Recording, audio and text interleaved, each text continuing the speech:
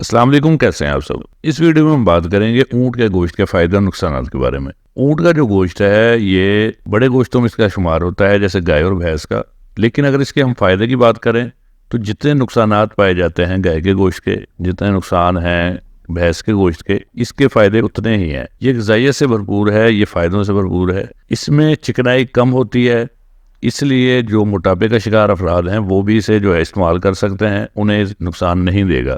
یہ دل کی شریانوں کی حفاظت کرتا ہے۔ یہ پرانے سے پرانے بخار میں اگر آپ اس کا استعمال رکھتے ہیں تو آپ ٹھیک ہو جائیں گے۔ اس کی یخنی بہت فائدہ مند ہے۔ نمونیا کے جو مریض ہیں، پھیپھڑوں کے اگر کسی کو بیماری ہے، اس میں بھی یہ فائدہ مند ہے۔ بلکہ جو یرکان ہے BC، وہ مریض بھی اس کی یخنی پئیں، اس کا گوشت کھائیں، وہ اس میں بھی اس کا فائدہ ہوگا۔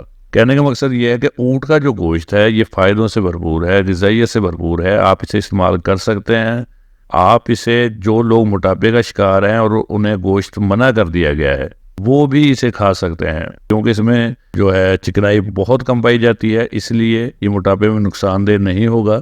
اسی طرح یہ آپ کے دوران خون کو صحیح رکھتا ہے، یہ آپ کو معدے کے امراض سے بچاتا ہے، یہ آپ کو مختلف قسم کے دردوں سے بچاتا ہے۔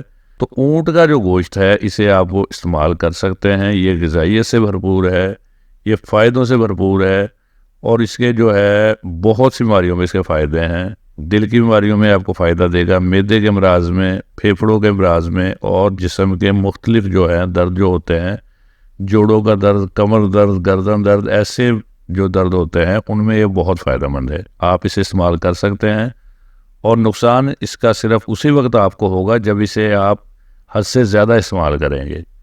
آپ اسے غذائیت کے لیے استعمال کر سکتے ہیں، آپ اسے میڈیسن کے طور پر استعمال کر سکتے ہیں۔ جب آپ کا کوئی بھی مسئلہ ہے وہ حل ہو جاتا ہے تو آپ کو وہ چیز چھوڑ دینی چاہیے۔